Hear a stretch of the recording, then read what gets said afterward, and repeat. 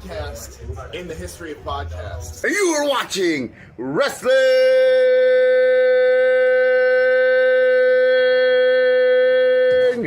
with Savage! But of course, Pedigree, 1, 2, 3, brought to you live by the champ. A last ride straight to hell, a tombstone, a choke slam. Here to give it to you raw. This is Wrestling with Savage. Smackdown, hold the title. This is Wrestling with Savage. What?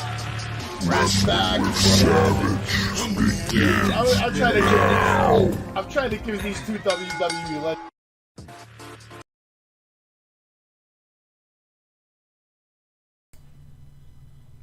Hey, what's going on, everybody? Welcome to Wrestling with Savage. We're back. We're live. It's time for Smackdown, and Rampage. Friday Night Wrestling yet again. What's going on, Gilch? How you doing, buddy? Welcome to the show. I'm good, bro. Thanks. A lot of wrestling going on tonight. We actually had a lot of matches popping off immediately to kick off Smackdown. I was kind of shocked. Smackdown was coming to you live from the Climate Pledge Arena in Seattle, Washington. We start off Smackdown with a video package. Solo Sakoa.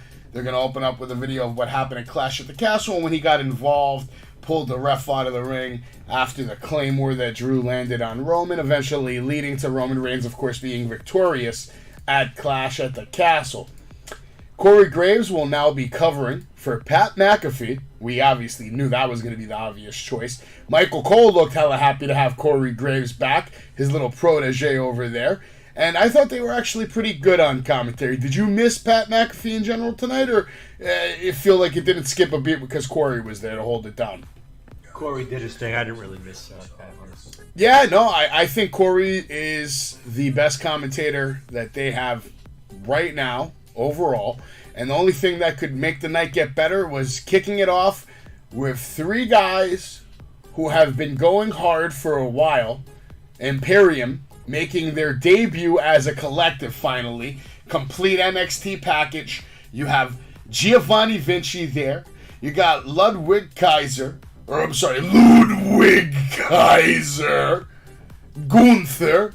I'm a big fan of Imperium. I'm a big fan of all their work from NXT and super hyped to see them on SmackDown now. We are told Solo is going to join the Bloodline Live later tonight. Like I said earlier, Giovanni Vinci making his SmackDown debut with Imperium all together. And I'm wondering at this point, are they going to still call this guy coming out right now? We see, of course, the Brawling Brutes are coming out. There's going to be a 3-on-3 match between the Brawling Brutes and Imperium. And I got to tell you, I think these guys, either one of these teams would be a better Trios champion than the current Trios champion. I don't know if you agree with that. I mean, I love Death Triangle. But after what I've seen from Sheamus lately, and then of course we know Butch, we know what Butch is capable of, and if Ridge doesn't end any more careers, wow, they could be a hell of a stable. I could even see Sheamus being champion again, especially the way the crowd was popping for him tonight. I don't know if you noticed it took only 15 years, but Sheamus has finally won over the WWE Universe. That's funny. It's funny, but I feel like he has more support now than when he actually had his run as champion. I mean, it's kind of crazy to even think of that, but it's true. And he's been champion a few times. Anyway, the match starts off with Ridge Holland, Giovanni Vinci. Vinci with the shoulder block. Now Holland shoots Vinci with Irish Whip. We get the springboard crossbody attack to Ludwig, who is now working on Holland with nice shots. Take him in the corner. We get another tag to Vinci, who hits the uppercut, goes for a body slam, but Holland counters.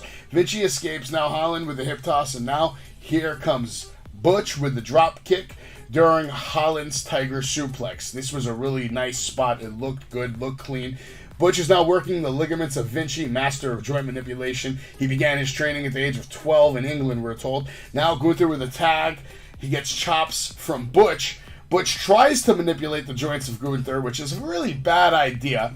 And now Gunther lands a hellacious chop on Butch, just dropping him hard. Back from break, Gunther caught Butch in a Boston Crab. Butch tried to fight back, but Gunther cut him off. The fans broke into a "We Want Sheamus" chant. The fans were dying for Sheamus to get the tag. Sheamus got the hot tag to a huge pop. He demolished Kaiser with the 10 beats of the Bodron, whatever he's called in that shit. He knocked Gunther off the apron and gave Kaiser white noise onto Vinci. The fans erupted for Sheamus. They got to their feet. Sheamus hit the bro kick on Vinci. Kaiser rolled up Sheamus for a near fall. Holland, Kaiser beat, but Gunther broke it all up with a chop. At one point, Holland gave Kaiser a backdrop. Kaiser took a nasty bump when he landed right on his knee. It looked gruesome, but he appeared to be okay, thank God. Sheamus and Gunther traded shots in the ring to a giant pop. All 6 guys started brawling, and the fans popped again. Vinci made a blind tag, and the Imperium hit the Imperial Bomb for the win. Definitely for me, this was a 4-star match. I thought Holland was the only one that looked weak. Out of everybody in the ring, he was the one that looked exposed as not just inexperienced compared to the other 5 guys. What did you see in this match? Yeah, I think you hit it spot on. I was pumped to see Imperium to start. That was exciting. Yeah, I enjoyed it. I'm gonna go 3.5 overall. But I mean, you could talk me into a 4. It was a good match. I mean, again, I know we keep beating the dead horse, but the quality of the product since Triple H is over is just so much better. We're tremendous. Guys who we want to see. He knows who's good in the ring with who. I mean, it's been fun to watch. I don't think anyone in the world could do a better job than what Triple H can do right now. I think he has his finger on the pulse of the business, the pulse of the WWE universe, and in general, for this kind of position, I feel like he's in his prime for it right now. We're going to get prime Triple H executive power years, 10 to 20 years out of him before he starts fucking losing his fucking mind and his grip on reality. But maybe not. I could see the game being 80 years old and still going strong. Who knows? I mean, I don't know. We never thought we would see Vince no longer even in the picture, right? Like, I don't think we thought that was a possibility even like up till last year, until this year. Unless he died. That was basically it. Yeah, I mean, I'm sure he still has some influence. I'm sure, here and there. Because I still feel like there's shades of shit here and there that are still like just hanging on to dear life. But overall, like you said, yeah, the product has been tremendous. Yeah, I think you're right. I don't think he's got as much pull right now behind the scenes as people think he does, but to think that he doesn't have a voice... No, there's no way. That's his father-in-law. Like, you can't tell me they're not having conversations occasionally, coffee, or just me, even Triple H, just saying, hey, I'm sure Triple H wants feedback from Vince McMahon. It's like a father figure. He probably wants his approval. Oh, you saw what we did? You like what I did? You look at the ratings. I'm sure. I'm sure he's always looking for that nod from Daddy, because that's basically his daddy, bro. I never gave birth to him. I mean, he loves Vince. Who loves Vince more than Triple H? Let's be honest. I bet you Triple H loves Vince more than his own kids love Vince. Probably. Definitely Shane. Yes, for sure. But real quick on the show, we do this once in a while. There you go. You see the match right there between Imperium and Brawling Brutes. And of course, Imperium gets the big win, impressive win on their debut on SmackDown. But let's take a moment for Queen Elizabeth II, who passed away. WWE took a moment to, represent UK, represent everybody around the world. Obviously, they're going big with whole NXT Europe, so, they probably have, and they just had a show in England where I'm sure, they were treated like royalty like they always are. So I'm sure they actually have the McMahon family has a lot of experience with the royal family. There's probably some history there. But yeah, she was a badass, 1926 to 2022, rest in peace. And now we have a new real-life king, man. Real-life Game of Thrones shit going on. But now let's get back to the show, back to wrestling. Unless, Gil, do you have anything to say about the Queen? Did you ever meet her at a signing? Did you get her signature? I did not. I wonder how much she charges, huh? $30. That's it. Wow, what a life, though. All right, now we have the Bloodline in the ring. Sammy yells, Seattle, the Bloodline is in your city. Throw the ones up right now. I'm feeling it. Sammy says, growing up as a young oos. I thought this was a great line. Jay does not like this. He says, just stop. Just stop. He starts talking now. Jay says, all the haters, all the doubters. At Clash, he beat Drew on his own turf on a road game. Little does Drew know just how deep this bloodline runs. Sammy says, deep, my dog. Jimmy says, so Seattle, get up on your feet and welcome the newest member to the bloodline, the street champ, our younger brother, Solo Sakoa, also the son of Rikishi, if, just making sure you guys all remember that. He is a real deal, third generation fucking superstar. I mean, I would even call it maybe 4th generation, just because he's coming after the Usos. I mean, I know it's not bloodline-wise, right? He's 3rd generation, though. But I guess he's going to have a kid, right? In 20 years. There'll be another one. Solo says, you come for my family, I come for you. You create a problem, I finish them. Solo Sakoa is here to stay. Bloodline just got stronger. Usos say, cause you the 2s and we the 1s. Out comes Drew McIntyre with a steel chair. He takes out Solo, clears the ring, yells he wants Solo in a match later tonight.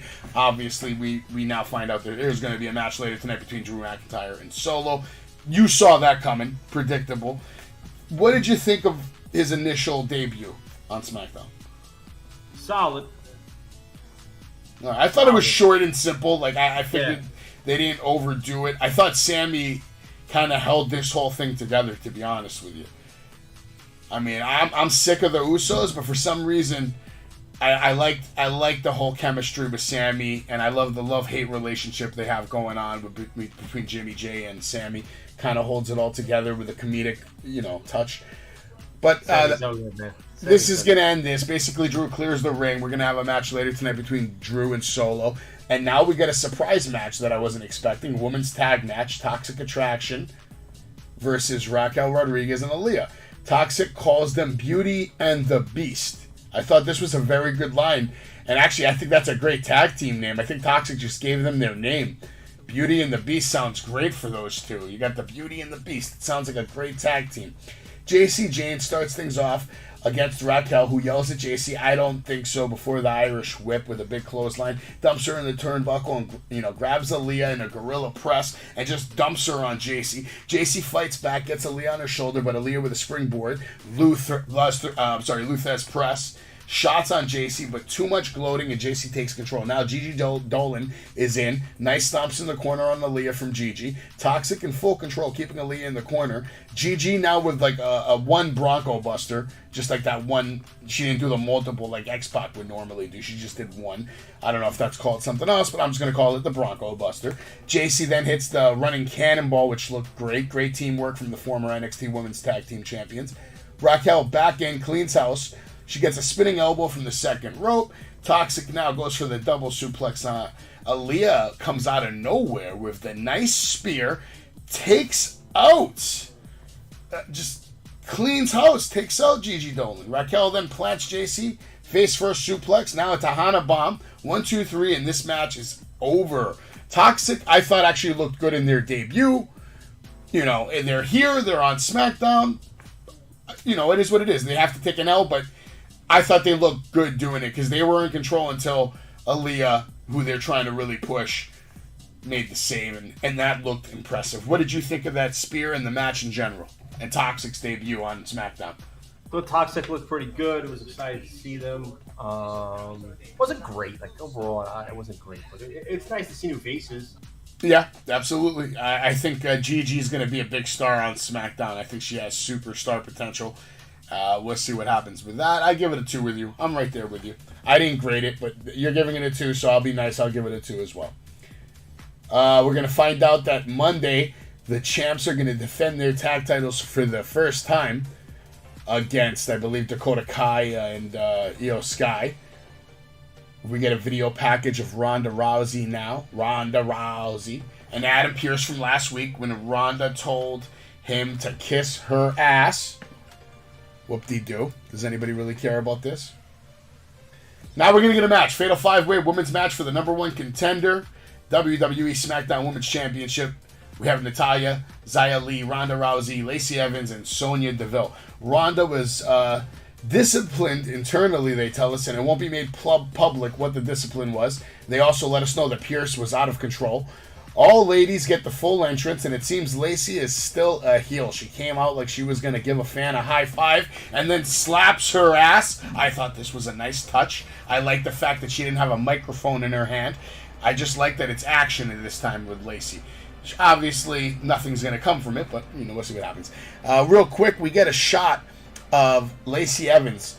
I'm sorry, not Lacey Evans. Liv Morgan. Is she having a beer? Did you see this shot of her? Smiling and holding the title, and she was standing by one of the owner's boxes over there, just chilling, watching the match, flaunting her title, looked like she's drinking a beer. Maybe not, maybe it was a Gatorade, I don't know. Sonya right away jumps on Ronda. Ronda quickly makes a quick work of her until all the ladies then beat the hell out of Ronda. They send her to the outside. Zaya goes for the cover. Natty kicks out, hits a big clothesline, connects the sharpshooter. Now Lacey Evans with the wins right on Natty. Running knee from Sonya on Lacey Evans. Ronda drags Sonya to the outside, bounces her off the barricade. This spot looked great. Back in the ring, Ronda going for the arm breaker on Natty, and she taps out. She's eliminated. Now Lacey, neck breaker on Ronda.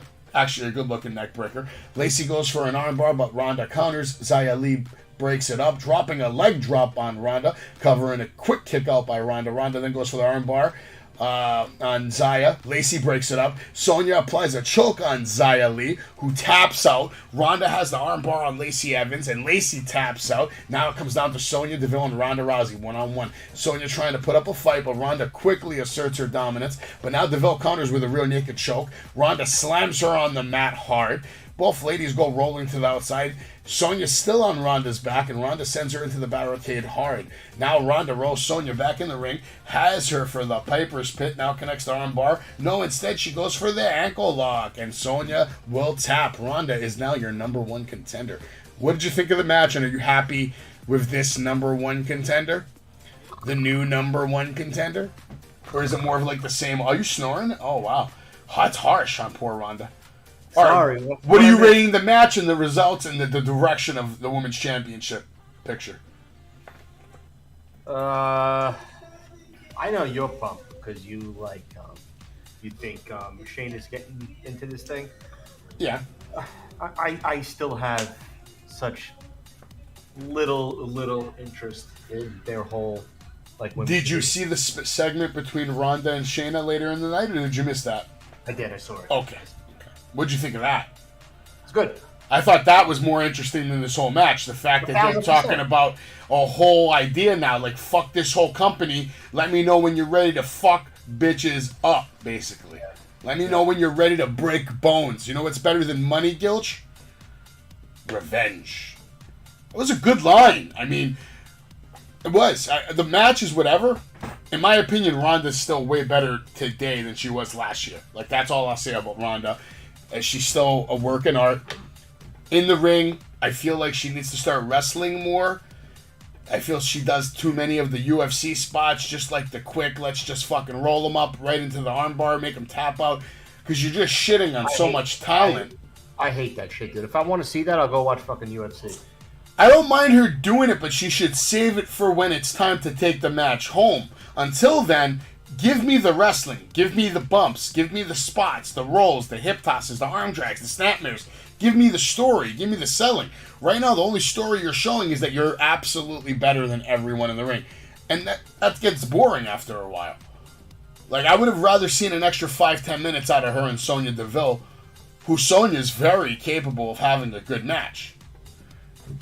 Why not let us think Sonya has a chance to pull this off? Why do you have to shit on all fucking four? You can't even try to make one look good? I get it. Liv Morgan's the champion, so is that even believable? Exactly. Whatever, man. Whole thing's a fucking joke. We're going to get a promo from the Bloodline. Bloodline, Sami Zayn, Solo, tells Sammy he appreciates the help out there tonight. And I kind of like this. I like that Solo didn't turn on Sammy. Instead, he kind of embraced him. Solo, they tell him, you need to make a statement about the Bloodline tonight. Yeah, Sammy says, anything you need, we are all here for you. Jay says, you need to do this alone tonight. If I needed help, I'd ask you, says Solo to Sami Zayn. He goes to pound Sami Zayn's hand. Jay gets visually upset, says, no, you know what, change of plans. We're all going out there tonight. Let's go, Solo. They're trying to hype him up. You have any thoughts on this promo? Yeah. And here's the slide shot of Ronda and Shayna. We went over it. I'll just say it one more time. Ronda says, you know, it's better than money, revenge. Let me know when you're ready to take over the show and break some bones. Good promo. To me, I think that's a WrestleMania main event right there, or a co-main event, whatever. I think they can kill it because she's the only one that could really beat up Ronda Rousey at this point, in my opinion. Yeah, so. Yeah, that's fair. We'll see. Now we're going to get a 4-on-4 tag match. Did you catch the whole match, the 4-on-4 tag match? I did not. You missed the best part of the night? Was that good? Yeah. Oh, No, not at all. But you motherfucker. I love the Maximum Male models. And did you see? Oh, actually, you didn't see it, right? They did a tag where they touch each other's fingers, like this, and that's how they tagged in and out of the ring. That's great. It was fantastic, actually. But they're really good at selling, man. Really good workers. Los Lotharios, Maximum Male Models versus Hit Row and the Street Profits. A good part of the match happened during the break. It was tough to get invested because it felt like it was a rushed match. Regardless, the live fans seemed to be in the match and enjoying it. The faces ran wild early, beat down Mansoor before going to an early break. Back from break, the heels were firmly in control as they isolated Adonis. Humberto went for a dive, but Adonis moved. Humberto hit Angel. Instead, Dawkins got in the hot tag. He ran absolutely wild. Looks like he's getting in better shape. Dawkins, probably one of the more improved wrestlers this year. You can see he's really putting in the work. He threw Humberto high up in the air. Adonis hit a cannonball off the apron, wiping out the heels. Ford went for a dive, but Humberto cut him off. Dawkins dumped Angel to the floor and hit a huge dive onto all of them. Top Dollar then teased going for a dive, but Maxine jumped off the apron. B-Fab pulled her off, but Max got between them. Max ended up getting hit. He sold the shit out of that. And then the finish came when Hit Row hit the missile hitter on... the heavy hitter on Mansoor for the win, which is like a modified backdrop, and then this guy Adonis comes in with a drop kick while the backdrop's going down. Looks pretty good. Nice finisher for them, and I like the way Adonis he slid in for that pin at the end. I don't know if you caught that. I actually liked the match, but it was a lot, pretty short. I'll give it a 2.5. That's about it. Nothing crazy. Gotcha. You didn't see enough to rate it, right? I didn't see enough to rate it. So No worries. Middle of the end. Braun Strowman, you caught him? Yeah. All right. All right. He's the match flow moment of the night. They basically show us a career montage of Braun Strowman going over everything he's been doing in his career since he's arrived in the WWE. And now he's back, but we don't go straight to him. Instead, Alpha Academy comes down to the ring. They're talking hella trash. Gable and Otis are here to ruin Braun Strowman's return. A match we had this match won, and then Braun decides to interfere. If Otis would have saw Braun coming, he would have decimated that idiot and left him laying. Look at that face. Look at that face. And then he kisses Otis. Otis, much like myself, is a superior athlete. I mean, here in Seattle, I know you guys know nothing about superior athletes. You're all a bunch of idiots. Crowd's really booing them at this point really hard. Probably harder than anybody else got booed the whole night. So I'll give props to Gable for that. Here comes Braun Strowman, who according to sources is now going to become the official face of SmackDown. I don't know if you heard this today. That's what a lot of WWE executives and idiots are babbling about. They're saying Braun is going to be, by next year, Braun will be the face of SmackDown. They're all saying it. Braun with the powerbomb on Gable and the powerbomb on Otis. And honestly, if you caught that powerbomb, that's a powerbomb, my friend. That's a 365-pound man that he just picked up like nothing and gave him a jackknife powerbomb, man. Where's Gunther? I hope Gunther was watching this, because they're not going to let him do powerbombs anymore if they don't start looking like that. I'll tell you that much. Oh, man. Imagine that match, Braun versus Gunther. Woo. Yeah. Woo. So, you think that's where they're going with that, or you think he's going to be thrown to the... I think he's going... I think he's going straight for the world title, and you could probably see maybe Gunther taking it off him one day or something, and then maybe they go back and forth for a couple of months. Not off Roman. No. He's going to get a world title, but it will be like after, a lot of other guys come in and do their thing, make their money. I mean, I feel confident in saying that the only way you see him becoming world champion sooner than that is if when they take it off Roman, they split the titles. And, like let's say Cody hypothetically takes it off Roman at Mania. And then on Raw, Cody says, I'm giving this title back to SmackDown. And then maybe Triple H comes out and turns it into the World Championship title. They have that back on SmackDown the way it used to be. And then you bring back the Winged Eagle to Monday Night Raw the way it used to be. And then we get cooking, baby. Yeah, I can see that.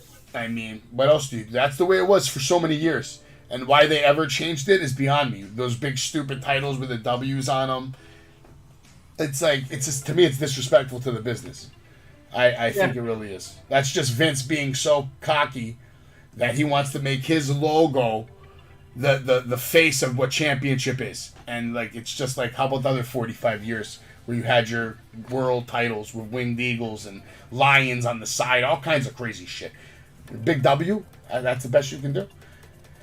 What would you rate this whole segment with Braun?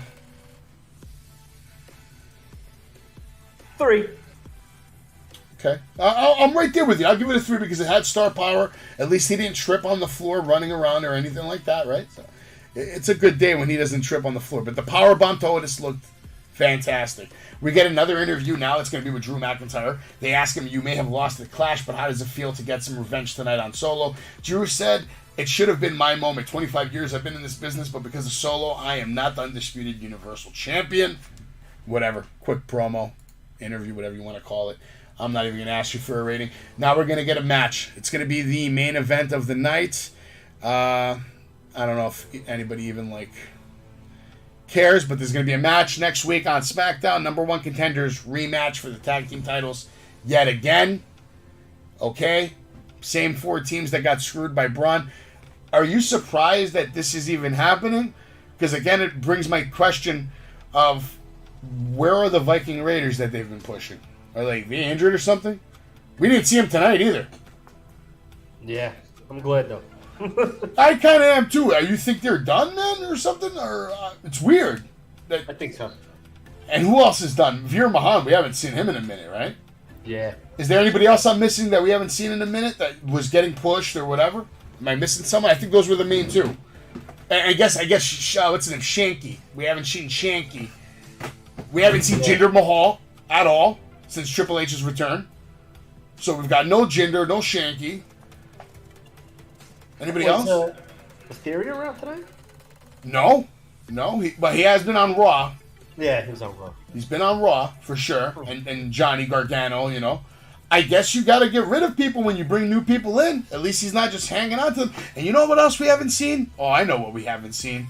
See, you're so happy that we haven't seen it that you don't even remember it. What was the worst segments that we were cringing over all year long? On WWE? Yeah. I mean, the beer stuff was pretty bad. I'll give you a clue. Think hardcore title.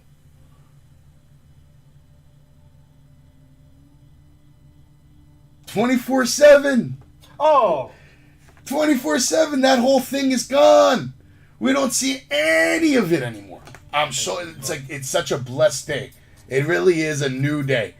Oh my God. Now we're going to get the main event. But first, real quick, also next week, there's going to be a match on Monday. Raquel Rodriguez and Aaliyah versus Io Sky and Dakota Kai. They're making it official, giving us the little trailer. Now we're going to go straight into Drew McIntyre versus Solo Sakoa. Match begins with Drew going right after Solo, beating him into the corner.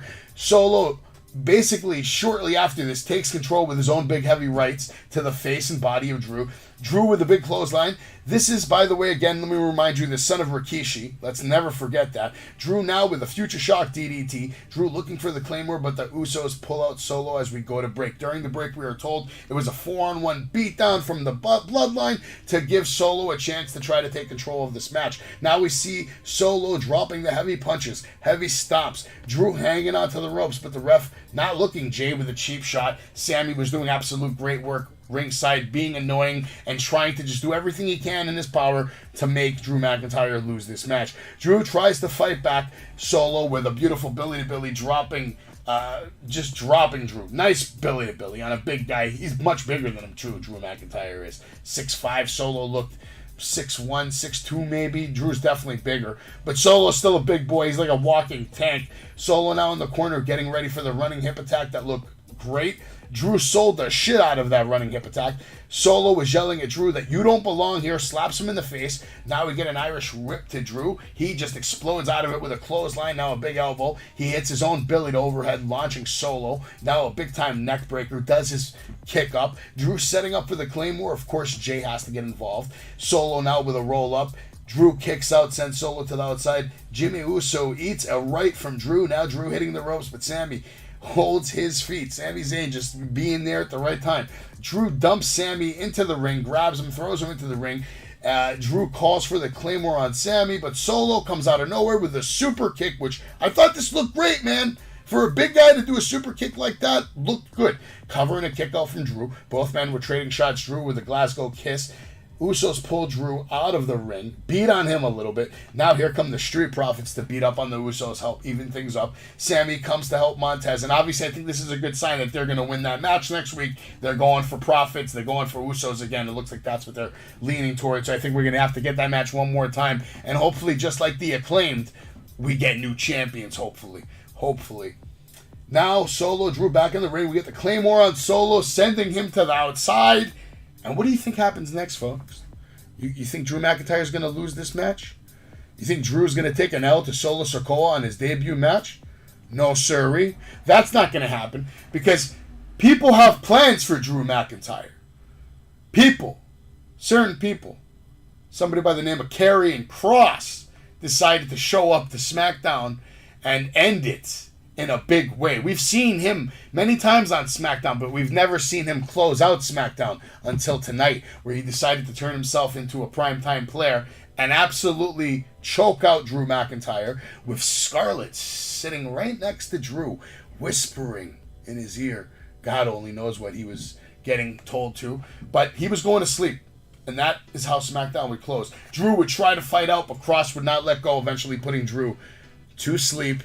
Gilch, I'm going to go to you right away. What did you think about the match? And then, of course, the ending. Match was solid. I feel like, from someone who doesn't watch a lot of NXT, I feel like I still don't know who Solo Sikoa is as a wrestler. I would like to see a little more of that. The ending was perfect because neither guy could really take a clean L in this match. Drew with the momentum and Solo, his first match on TV. I would give the whole thing 3.5? 2.5. 2.5? I'm going to give it a 3, just because I thought it was this. Usually I hate when matches end with no decision or interference and all that, but this was a good interference. This was one of the interferences that I was actually excited about, happy to see, because it sets up that whole storyline between Drew and, Karrion Kross, and it gives a reason for Roman now to have a new opponent instead of Drew McIntyre. So I don't think we're going to see Drew versus Roman anytime soon. I think he has to go off and now have business with Karrion Kross. So business is picking up on SmackDown, as JR used to say. Yep. Real quick, since you've never seen Solo Sikoa too much, the one match I would recommend. Palakos, what's going on, man? Welcome to the stream. Appreciate you being on Twitch. The one match I would tell you to really go look up is go to YouTube and look up the match, the street fight between Von Wagner and Solo Sikoa. And then let me know what you think of that match. I thought that was his best performance on SmackDown. On NXT. That's the match that, I think Triple H saw it and was like, yeah, you're ready for SmackDown. Pretty much, man. Yep. All right. Now it's time, folks. You know what it's time for? It's time for AEW Rampage, because wrestling does not stop after SmackDown. Wrestling just gets started after SmackDown. And tonight, Rampage kicked off with a hell of a match. Now, here's the sad thing. I actually knew who won this match before I watched it, but I still had to watch it because it's two of my favorite guys in the ring. And I love Sammy Guevara. I think he's one of the greatest wrestlers in the world walking the planet today. He's prime time. He's doing things that people just dream about. That's what he's doing. He's doing things that people dream about. People dream about having a match against Jon Moxley. People dream about having a match against Chris Jericho. People dream about getting MJF's chip cashed in on them and losing. I mean, these are dream scenarios. He's setting himself up right now to get interjected into one of the biggest storylines in the history of this company. MJF winning his first world title will be one of the most historical things that ever happened on AEW. Today, tomorrow, or in 20 years. God willing, he has a fantastic career, doesn't get hurt, doesn't die, doesn't anything. But Sammy G, man, is an absolute beast. We're going to get a match real quick. It's going to start off. World title Grand Slam tournament match. There was a crazy suplex sequence from both of these men. that started on the inside of the ring, ended on the outside. It was a little sloppy, but they never let go, and they finished, and they made up for it. They turned a mistake, and they turned it around instantly and turned it into a nice spot. Crazy suicide dive from Darby that Sammy then turned into a cutter. This looked insane. Sammy and Tay making out all over the place during this match I thought was a fantastic touch. Darby then with another huge suicide dive, almost killing Sammy in the process. Tay and Sammy are really growing on me, though. Their relationship in the ring, outside of the ring, it's so organic and so perfect and so real. It's the closest thing that you're going to ever probably see to Macho Man and Randy Savage ever again. And the fact that they're doing it in modern day TV, and they're the it couple of AEW. Obviously, SmackDown now has their it couple, right? It's probably going to be either Seth and Becky, or, in my opinion, the current one, Karrion and Scarlett are going to be the hot couple. So it's a good dynamic between the two companies, that there's two power couples that are now taking part in like major storylines. Sammy Guevara ended up defeating Darby Allin due to Anna Jay distracting the referee, which allowed Guevara a chance to hit a low blow on Allin. Tay Mello slid Allin's skateboard into the ring, and then Sammy powerbombed Allin onto it. Sammy then got the pin with his finisher and rolled Allin's skateboard down the ramp after the match to taunt him. Sting was not present, and now Sammy will now face Jon Moxley in the semifinals next week on Dynamite. What did you see of the match? What'd you rate it? I'm giving it a 4. Because I thought it was a clean match. And that spot that Sammy hit with the springboard where he maintained his balance, like I'm sure you saw that. He almost busted his ass, but then like a fucking, like a jungle cat, just, he corrected his mistake mid-spot. Like, I don't know how else to say it. It was perfect. What a fucking athlete, man. What did you think?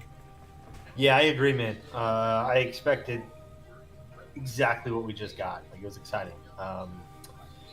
It's fun to watch. I mean, I love Sammy. I know we both do. And Darby as well. Like, they have such good chemistry in the ring. Obviously, two of the pillars, two of the guys who have been there, two guys that can move.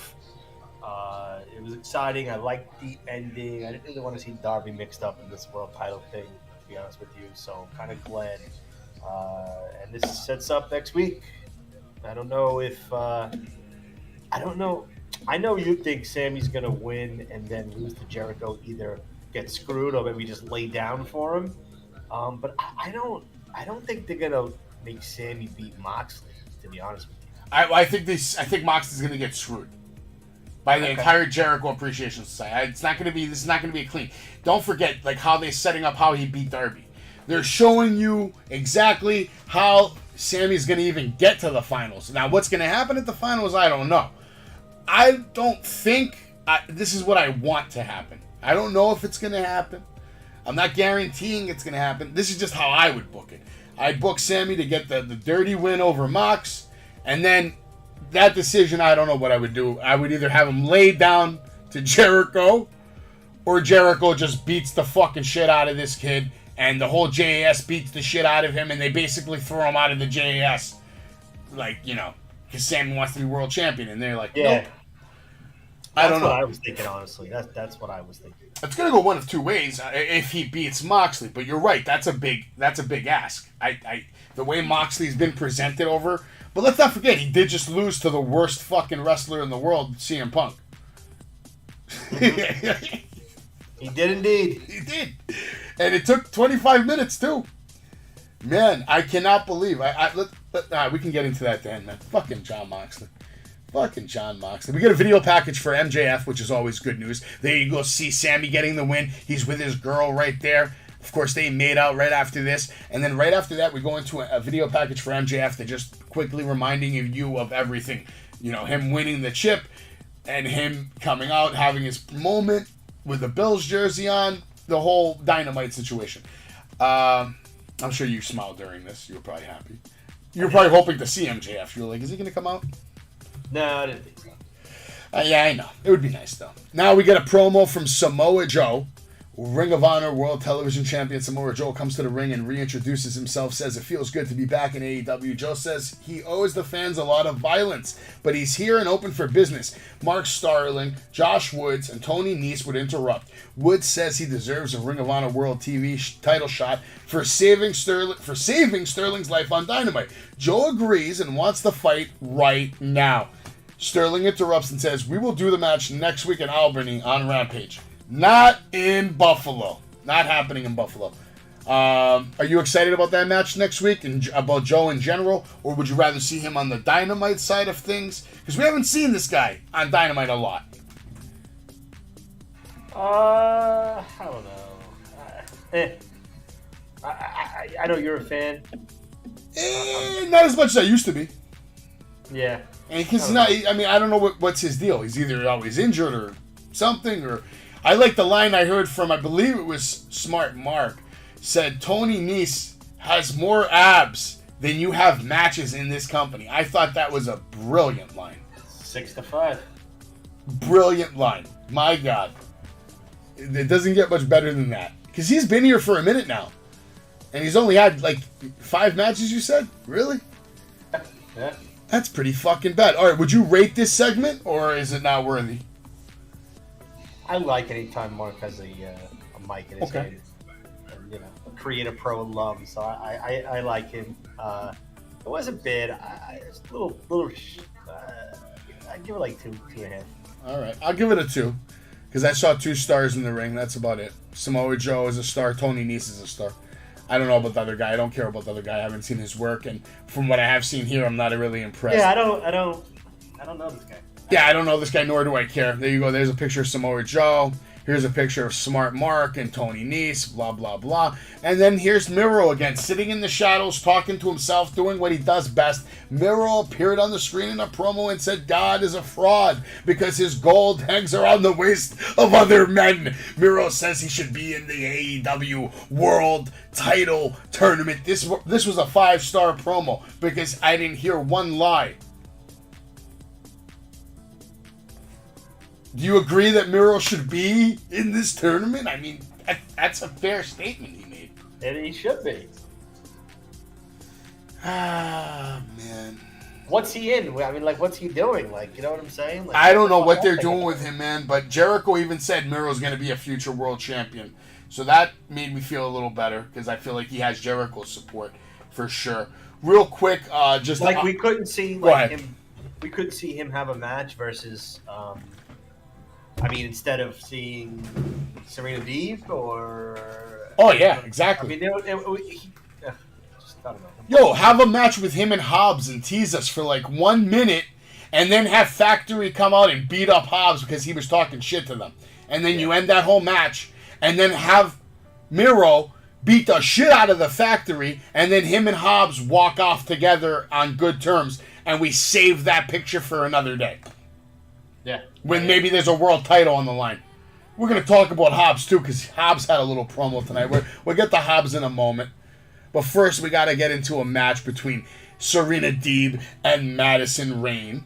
Both ladies start off the match with some decent sequences, some wrestling.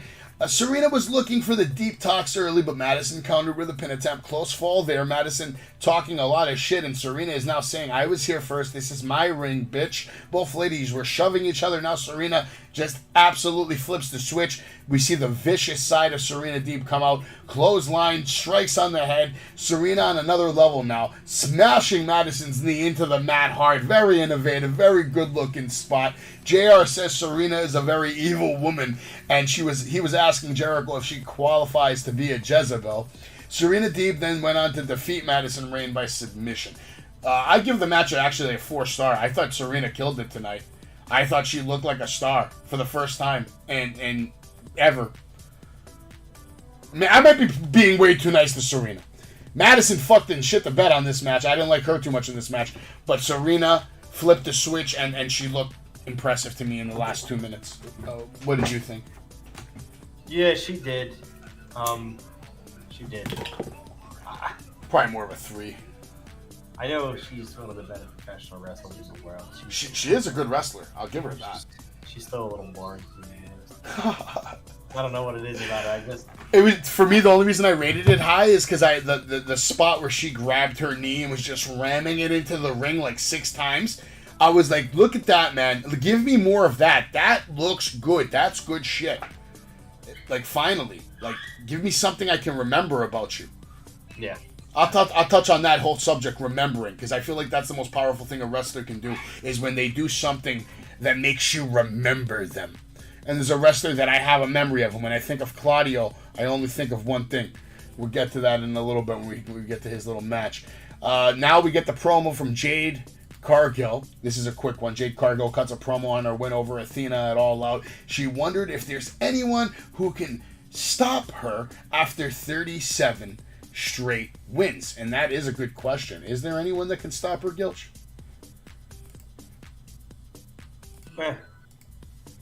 No? Not according to Tony Khan, though. If we're talking to Tony Khan, no. Tony's saying she's going to be 370-0. Oh, my God.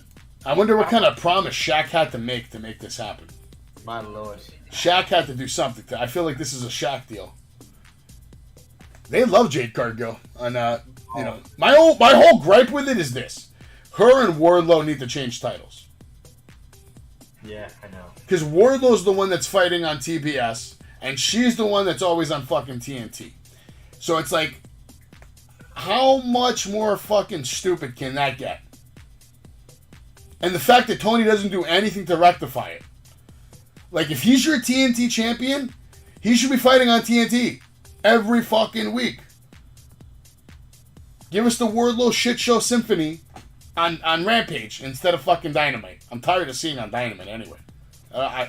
If you're not going to give me real Wardlow matches where like the kid can actually wrestle a 10-20 minute match against somebody, I'm over it. I don't care about these whole Goldberg guys. And same thing they do with Jade. Yeah, same thing. Same thing. Same thing. It's like, it's just stupid. I'm over it. I'm over it. Real quick, we're going to get into the next promo of the night that's going to come to you live from Hobbs. Actually, it's not live. This has been pre-recorded. My apologies. But it's going to come to you live from me. Powerhouse Hobbs cuts a promo on how the factory failed to get the job done against Ricky Starks. So he had to put Starks 6 feet deep at All Out. Hobbs declares himself to be the Monstar and says he will now show everyone how he can be a beast in the ring. I actually thought he came across very convincing. One of his better promos. I'm not going to say 5 or nothing like that. I'll give it a 3.5 because I was actually like, okay, I want to hear more. I want to see more. What do you think of this promo from Hobbs? Not bad. Not bad. You know, for him, it was definitely some of his better work on the mic. I just want to see him in the fucking ring. Yes. Yes. Yes. How about that? Yes. How about that? Yes. I agree with you. I 100% agree with you. Now back to the moment of the night. Main event's going to be Claudio versus Dax Hardwood. And real quick to touch on what I mentioned about earlier, the moment I remember Claudio for, whether it's, this guy could go on to win 20 more championships, right? World championships, this, that, the other. The moment I'm always going to remember him for is when he picked up the Big Show at the Andre the Giant Battle Memorial and walked him to the ropes and body slammed him in body slam position, walked him over to the ropes, and dumped him out of the ring to win that Battle Royale. I will never forget that moment. That's what I remember him for. To me, that was like the peak of his career. So no matter what he does now, I will never see him as that guy again. Yeah. I don't know if you agree with that. No, I hear you. I do. I know. I understand exactly what you're saying. It's like he's kind of peaked, you know. I feel like that was his moment to have a run as a world champion, and it didn't happen. And that's that. I don't think it's going to even happen in AEW. There's too many guys above the pay grade. Too many guys. You're not putting the Ring of Honor title on him just to go for a world title on later. I'm curious, is he happy with that, though? You gotta think he's not. It's just, it suffices for now, but, like, you gotta think he probably wants to be in the main picture. He wants to be in this, you know, scenario that Brian Danielson's in, that Jericho's in, the world title tournament, all this shit. But they're not gonna give it to him, because Tony Khan's a weak booker. He just is. He's a weak booker. He goes for the typical whim, whatever the fuck I think hits him that day. I don't even think he puts a lot of thought into it. I think he's like a day-to-day guy. Wakes up, this is what we're going to do on Dynamite tonight. Oh, this guy's injured? This guy's gone? Okay. I know what I'll do. Anybody have Jeff Hardy on hold? Let's get Jeff Hardy down here. Jesus Christ. It's coming. Don't think that shit's not coming. The second Jeff Hardy can, he will be jumping off the ladder. The second he can. He's coming back. Mark Henry's doing an interview, with a main event. William Regal said he hired Dax Hardwood, so he knows how good Dax is, but he's not as good as Claudio. Dax says he knows what he's up against. He knows that he's the underdog, and this is how he feeds his family. And tonight, he will win the Ring of Honor World Championship. In the ring, we see the Code of Honor observed, which is when both men shake hands. Chris Jericho says he hates the Code of Honor. Caprice Coleman also on commentary tells Chris, come on, man. Come on. Calm down. Claudio taking control early with a side headlock. Claudio catches Dax out of the air, but Dax counters, goes for an inside cradle, and now gets his own headlock. Very nice sequence. We get the bridge up. Great wrestling to start off the night. Claudio goes for the suplex, sends Dax over the top rope, but Dax holds on, sends Claudio crashing down to the outside hard as we go to break. Claudio is abusing Dax, sending him headfirst into the ring. Post, Claudio goes for the equalizer, but Dax counters, hits a pile driver, looked nice. Now going to the top rope, looking for the headbutt, but Claudio with uppercut out of nowhere, hits another one, then hits the huge superplex cover and a kick out. Dax with the beautiful roll-up in the ring. Then we see the slingshot Liger bomb, beautiful. Claudio kicks out. Dax hits 2 more German suplexes, sets Claudio up on the top rope to go for the super backdrop, but Claudio counters mid-backdrop into a crossbody. Dax rolls through that, covering a kick out, very close fall. I thought he was almost going to win off of that one. I didn't know who won this one. I ignored the results on this one so I could enjoy the last match of the night. Claudio with a barrage of uppercuts, lays out Dax. Claudio hits the big swing, now connects the sharpshooter middle of the ring, turns it into a STF. Dax rolls through Claudio, counters with his own sharpshooter. Claudio with a hammer and anvil shots. Now another sharpshooter again, and Dax is forced to tap out. Your Ring of Honor World Champion Claudio retained over the IWGP AAA Ring of Honor World Tag Team Champion Dax Hardwood. This was a slobber knocker. They did beat the hell out of each other. It was a great match, but I thought it went a little too long, and the crowd seemed very flat and dead during times in this match, and it looked like half the crowd left before Rampage even started taping. But yeah, I mean, I think most people know. Any of our viewers don't realize it. You go to those events from 7 to 8. You got the YouTube dark taping. 8 to 10, you got live Dynamite. Usually, finale of Dynamite is going to be a dope match, and then after all that, being shot from that Rampage, and we've all been to a couple of shows, and we all see it. Like as soon as Rampage is over, especially if it's like a banger main event, people did, bro. Crowd's done. Even if they stay, it's quiet. The night I met you, I was gone. I was out. I left. Yeah, I didn't stay for that Rampage shit. Because what are you gonna do? You ain't get if you stay the whole way. All right, that thing's over. By the time it's over, it's 11:30. You get into your car. You're leaving at 12:15, 12:30. If you got kids, then you ain't staying for that at night. It's a long night, man. It's a long night for anybody, especially the older we get. Could you imagine being 60 years old still doing this shit, all fucking tired, got to take your meds? I mean, come on, man. And how many times you might have to go to the bathroom? Oh, my God. It's going to get rough, Gilch. You better get ready. It's going to get rough. Being an old wrestling fan is not going to be easy. We might be just staying home. Because it's a lot. Between parking, driving, going there, it's physically exhausting. And then, if you're like me and you, we get into the shit. Especially if it's a good match, you're screaming, you're chanting. It takes a lot out of you. It really does, a good event. Absolutely. Real quick, I would give that match like a 4-star, though. I thought they killed it. They didn't make too many mistakes. I'd give it a 4 just because they actually put on a good little match, but it did go a little too long. So it's 3.5 to 4. I'll give it a 4 to be nice. Yeah, I was going to say 3.5. 3.5's fair. They let us know that we're going to see on Dynamite Toni Storm and Shida versus Serena Deeb and Britt Baker. And I think Serena and Britt Baker could make a hell of a tag team. Yeah. Because Serena's evil, and Britt Baker's evil. They could be super evil, maybe, or something. I don't know. I could just see Britt Baker getting the lockjaw on, while Serena Deeb is, doing some crazy, ankle submission, and just them, killing a bitch. That's funny. Could happen. And we're also told next Friday night it's confirmed Samoa Joe versus Josh Woods for the World TV Championship. I don't think anyone in this stream gives a shit. We're also told, of course, the confirmation now, and we're going to talk about this real quick. Jon Moxley versus Sammy Guevara. On Wednesday night, we get 2 sick matches. The first one's Jon Moxley versus Sammy Guevara, and the second one is Chris Jericho versus Bryan Danielson rematch. So let's talk about both of those matches. You just give me your picture right now between those two. So we got Sammy and Moxley, right? Yeah.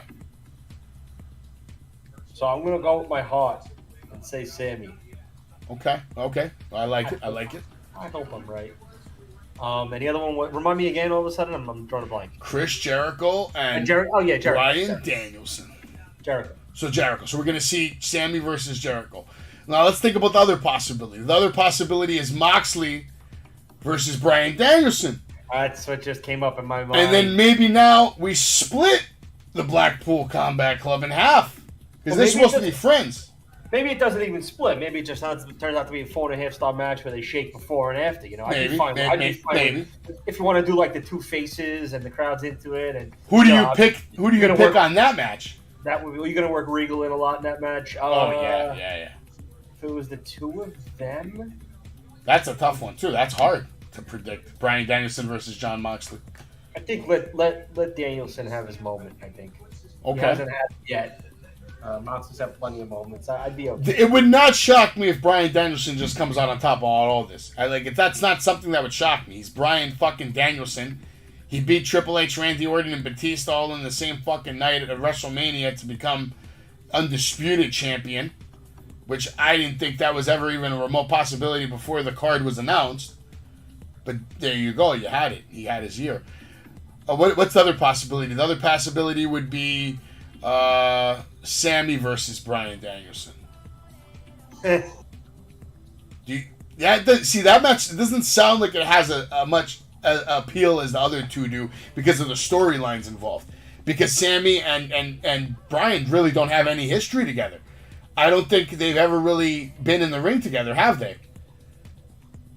Because I remember the Blackpool Combat Club. Didn't they fight JAS? But I don't remember Bryan Danielson being in that match, or that steel cage match. No, he wasn't. He wasn't in that match. I think he was injured at that time. So I don't really see them having a lot of history. So the story is either going to be Chris versus Sammy, and you're fucking with something that's going to happen with the JAS, or the story is going to be Mox and Bryan Danielson, and then, like you said, 4-star match, William Regal, everybody's crying, clapping. Yeah.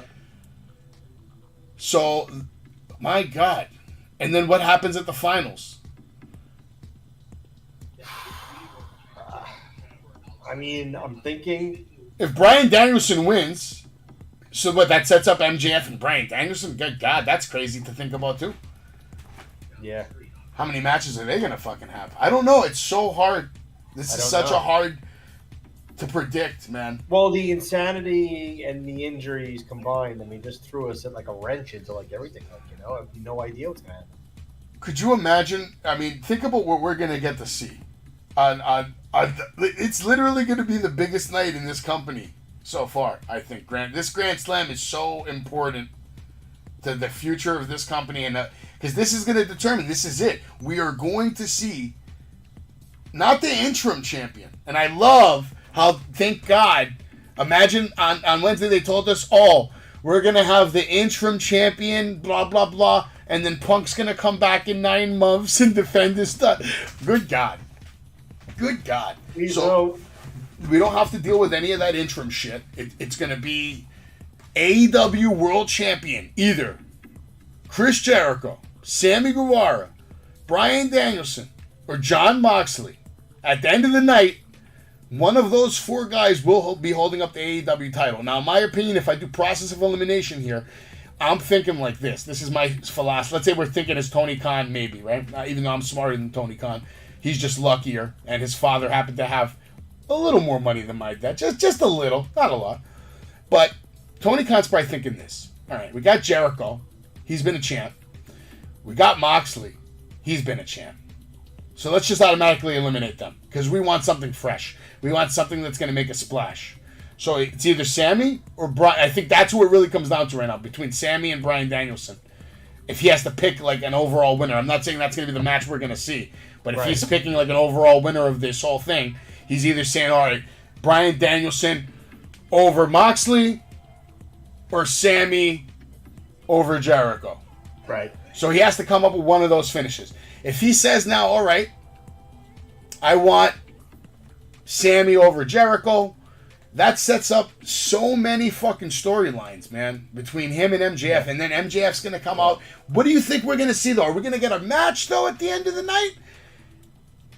Or do you think we're going to see MJF just come in and just fucking, cash in the chip and just fuck somebody up and end it? I think you got to get him the title while you're in New York. You know? How would you book MJF's finish, though, no matter who it was? Is he coming out and having a match? Is he coming out just screwing someone? Let's say, for example, what if this happens? What if Sammy lays down for Jericho and then Jericho's fresh? And then MJF has to come out and actually beat Jericho, right? Then they have to have a match. It could happen like that. Maybe at 9:30, Sammy lays down for Jericho and then MJF's music hits. And we get a 30-minute match between Jericho and MJF to end the night. I know what is very, very, very important for this, when he does win it. Clean finish. Clean finish. You can go to all the dusty DQs and dirty shit once he's champion, but let him have a clean finish to a match to win the title. You're saying to win the title? When he wins it, I won't be a clean finish. But how's it going to be a clean finish if it goes like, let's say theoretically, let's say Moxley fucks up Brian Danielson, right? And Moxley wins. He's your world champ. They've already had a match. How's that clean? Yeah, I'm fine with that. I mean, he's got the chip, so we got to kind of expect that. But no interference to win it at the end or anything. No Stokely or hired assassins or no John Morrissey. Yeah, no diamond ring. Yeah, I could see that. I just think no matter what they do right now, they got to do something that's going to be memorable, man. Like, you only have one shot at this. If you're pulling the trigger on Grand Slam and saying, all right, we're going all out with MJF. Who gives a fuck who's the champion of this tournament? MJF's walking out at the end of the night with it. You got to make that a solid finish that people are going to talk about for the rest of this kid's career. Don't make it like an afterthought. You got to make it a big fucking deal, man. It was going to be such a big deal when he goes over on Punk, taking the title from Punk. I mean, that was a great... That would have been... Yeah, no. That's where they were going, man. Yeah, from the beginning. I mean, the promos they pulled, the whole... You ever think maybe Punk did all this on purpose just to get out of having to give the title to him? No, I don't think so. Okay. So, no, then Punk's just a piece of shit moron. Yeah. What a moron. Yeah. He fucked up so many storylines for so many people. I mean, it should have been epic. Epic.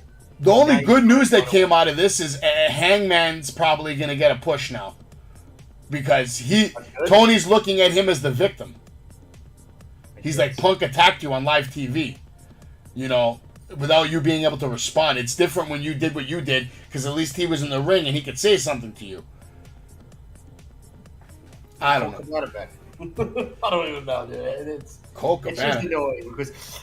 I mean, I called this how long ago when Punk beat him in what was the final match? Was it the Go Collar match that was the final one? Yeah, I think so. Yeah. Wardlow didn't give him the ring. Okay. And that was over, and there was no other mention of, he didn't come out next week on Dynamite and say oh, I lost, but whatever. There was no mention. It was like the feud was over. I was like, yo, this is not over. Punk's getting the title, and this feud's gonna end long-term storytelling with him taking the title off Punk. And I'm mad that it fucked up my prediction, but yeah, like I said, it's just annoying because that was going to be so epic and going over and taking Punk. Dude, the best news of this whole week was the fact that we got told Punk is out for 9 months. That means 9 months of other people having a chance to fucking become a star. Hopefully that's what we need. We need someone to become a star so that when Punk comes back, he doesn't have this fucking mind power over Tony Khan. Oh, I need you. Oh, without you, we're nothing. They need MJF to say, hey, look, I'm the one who got us the first 2 million rating, not CM Punk.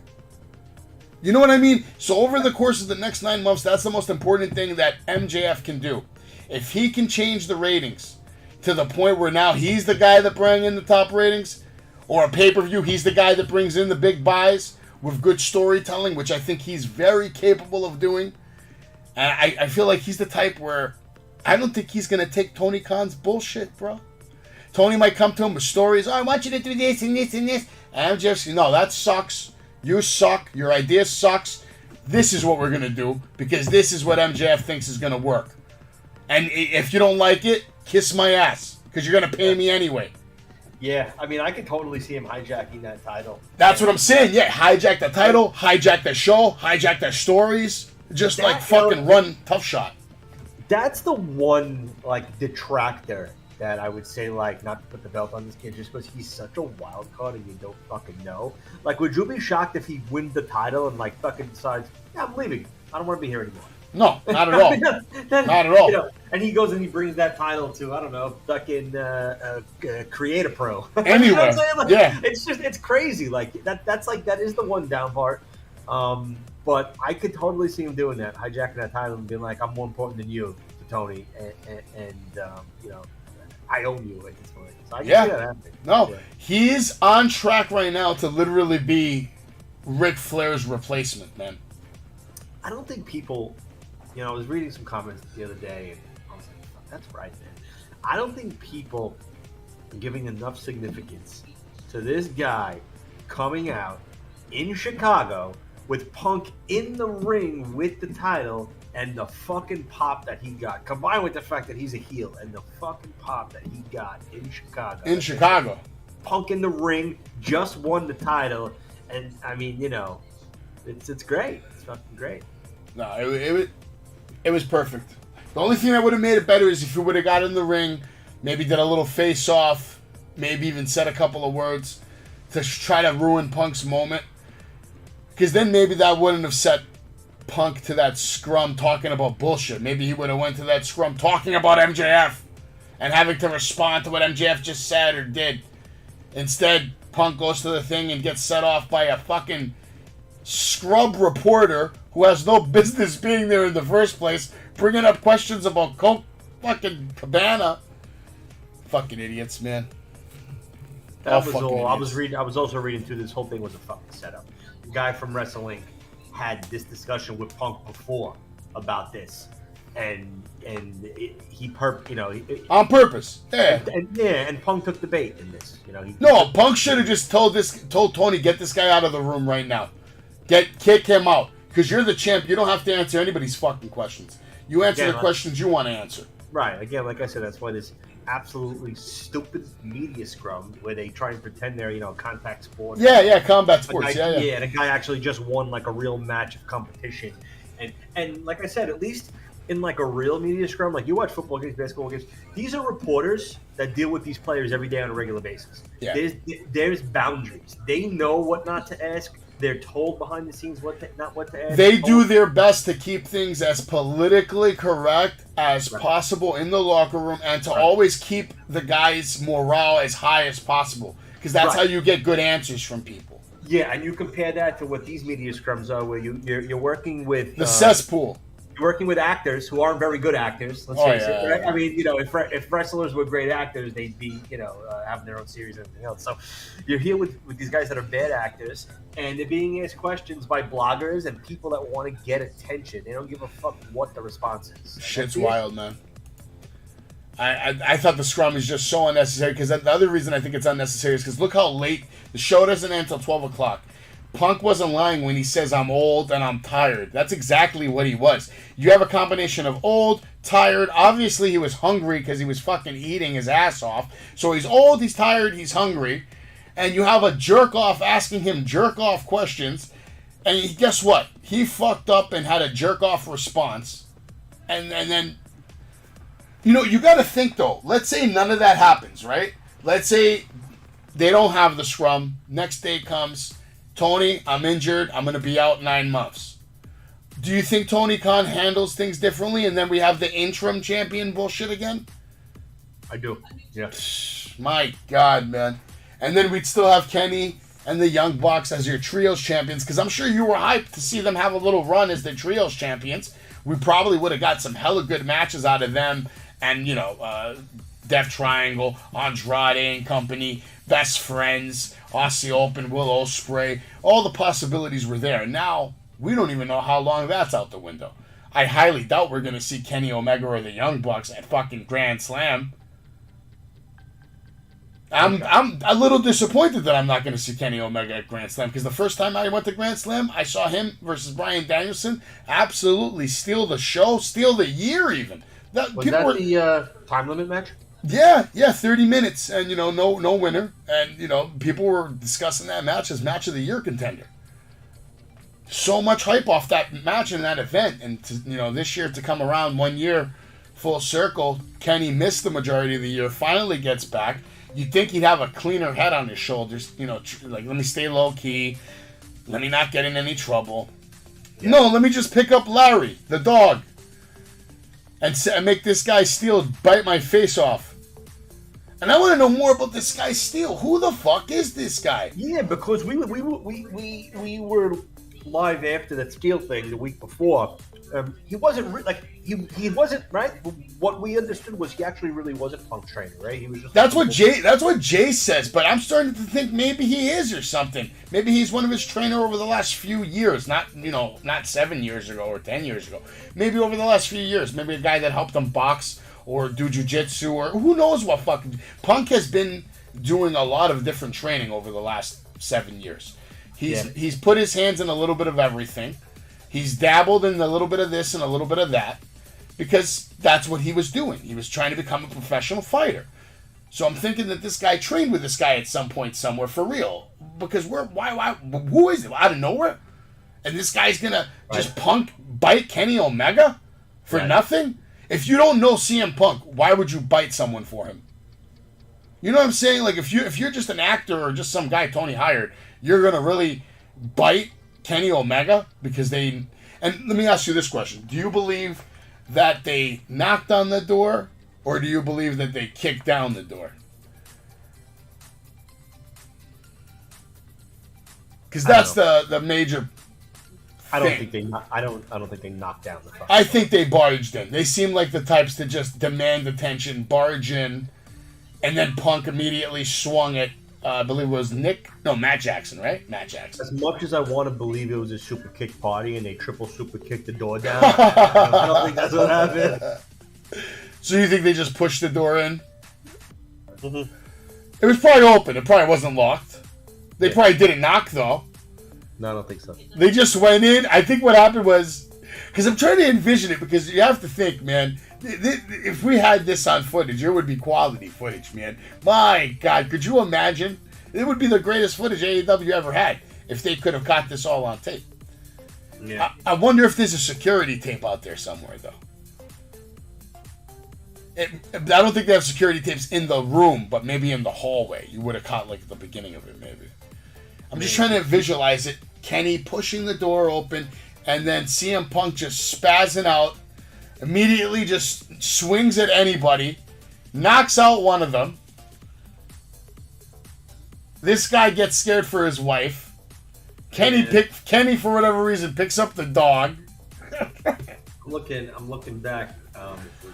Ace Steel was signed by NWA Total Nonstop Action to TNA. 2002, he wrestled a tag match with his former student CM Punk. So it was his former student. Yeah. Wow. So Jay doesn't know what the fuck he's talking about. Jay, you out there? You're wrong. He said that this guy was an actor. That's what Jay said. He's like, this guy's an actor they hired. We got to be careful with Jay. He's just out here spinning whatever the fuck he thinks it is. Trained. Yeah. He wrestled too. So he 5'9". He's from Chicago. That's why. That's the connection. Yeah. Trained by Windy City Wrestling, William Regal, Finley, Harley Race. I wonder if he ever had I don't remember this guy from anything anywhere, so I don't think he ever made it. He probably just trained, probably was friends with Punk. Ring of Honor 2003, he reformed the Hate Breed faction with CM Punk. Him and Punk faced... so this is his original fucking trainer, then? Yeah, dude. Him and Punk fought Raven and Colt Cabana. Holy shit. Holy shit. So there's a lot of... Wow, this makes everything... it's a whole different story now when you look at it in that perspective. This is somebody that knows Punk for decades. Yeah. Colt Cabana botched a moonsault. See, I told you, nobody's going to bite another human being unless they know you, bro. Right. Like, I mean, I wouldn't expect you to jump in out of if we're getting into a fight. I wouldn't expect you to just jump in there and start biting someone. Steele appeared with WWE in September of 2004 on Raw and had his hair cut by Eugene, Oh my god. who would face Eric Bischoff in a hair versus hair match at the upcoming Taboo Tuesday pay-per-view. He used the name Scott Colton, which is actually the real name of Colt Cabana, as an inside joke. Wow. Look, He the also made- the rabbit hole continues to get deeper. He also made an appearance on Velocity in 2006 as Orlando Johnson. Bro, I need to do like a whole documentary on this Jack Steele guy. Like, I need to find all this footage. 2007 Monday Night Raw, he portrayed Donald Trump in an intergender match with Kylie McLean, dubbed the Donald vs. Rosie. That was on that TNA? It says it was on Monday Night Raw. I don't Monday Night Raw, Jesus Christ. Maybe it was... The Whale? Who are these fucking people? Yo, what the fuck are you even telling me right now? I don't know what the fuck is going on right now. This is crazy. I'm looking at this Wikipedia. It's all over the place. Deep South. He fought everywhere. ROH. So this guy is no joke. He's the real deal. Did 2 stints in ROH. Well, guess what? He's done in AEW. They're not going to let you bite Kenny Omega. What are you, fucking Mike Tyson, bro? You're just biting people? He was signed as a WWE coach on 2019. He was cut in 2022 and then signed for the... Yo, you realize this is gonna get like nasty with like lawsuits and shit, right? Like the Bucks are probably gonna sue Punk. Punk's gonna sue the Bucks. Punk's gonna sue Kenny. Punk's gonna sue Tony Khan. I was just gonna say that's the fish right there, because something like this and you have that much money in the workplace, he's the first person you go after for an unsafe work environment. Yeah. I could see Punk getting a crazy settlement too and winning. As soon as Punk realizes in 9 months from now Tony Khan changed his phone number, he's gonna be like, He'd be calling up his fucking lawyer, man. Yeah. Man, imagine if like everything goes full circle and then one day maybe Punk is broke and he calls Colt Cabana for money. Colt Cabana, world champion, 2024. You know what I don't understand? I just don't understand these people. I know there's conflicting reports of what exactly happened in the locker room. But, I mean, like, why are you surprised that, once again, this guy has the fucking, like, patience of like, he can't take an ounce of criticism. You know, if it's not all about him, he takes his ball and leaves. He's done it everywhere. Yeah, I don't know why people are surprised. Like, I'm just tired of the complaining, bro. I feel like he's just a complainer all day, every day. Anything he doesn't like that doesn't happen the way he wants it to, he's got to cry about. And either to us or some fake reporters or in the ring in front of the world. Like, it's crazy. Like, what storytelling are you telling? The only story you told me this year is that you're still a bitch. You haven't changed. You haven't changed at all. You know? In my opinion, if he would have played ball in WWE the way they wanted him to play ball, because at the end of the day, they made you who you fucking are. They took you, they gave you a world title run, they put the world championship belt around your waist, they booked you with matches against Rey Mysterio and Randy Orton and this and that, and they put you in ECW, put the ECW world title on you. They let you beat John Cena, they let you beat John Cena. Ask how many other guys in that year, oh yeah, I beat John Cena too. It ain't gonna happen. You ain't gonna find them. They don't exist. John Cena was like untouchable when you put him down in Chicago, in your hometown. I mean, the only thing they didn't do for you is pull your pants down and suck you off. Other than that, they took pretty good fucking care of you. And then in return, you just act like a little bitch because, I'm hurt, I'm this, I'm that. Guess what? Everybody on the roster that you were with that year, they all wrestled hurt. What wrestler doesn't wrestle hurt? Now, if it's something serious, you go get checked out like a human being. Did you go get checked out like a human being and get a doctor to tell them he needs a break, he needs this, he needs a procedure, he needs to be out of the ring for a year? No. You didn't. You took, like Gilch said, you took your ball and you went home. And we're going to end the show now. We're going to end the show, because otherwise we'll just keep talking about fucking CM Punk. And that's what he is, a fucking punk. Very disappointed in his behavior. Bad example. Bad fucking example.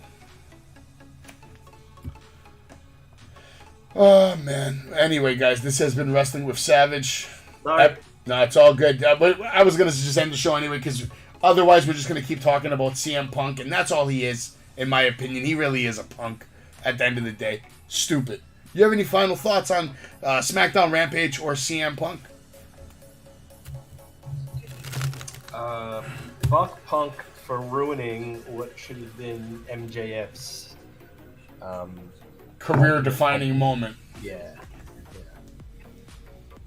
I agree with you. All right, guys, this has been Wrestling with Savage, episode 97. Thank you so much for joining with us. Obviously, the stream has died down now. There's still one person watching. It's probably Gilch or somebody else out there. But we will be back on Monday night for Raw. Everybody have a good weekend and a good night. And the Young Bucks, I'm sure we'll see them sooner than later. Everybody take care. God bless. In the history of podcasts. You are watching Wrestling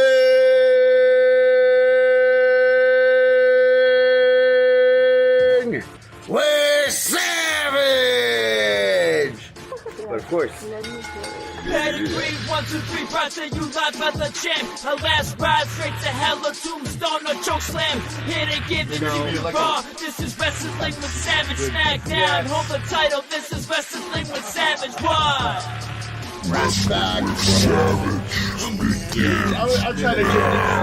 I'm trying to give these two WWE legends.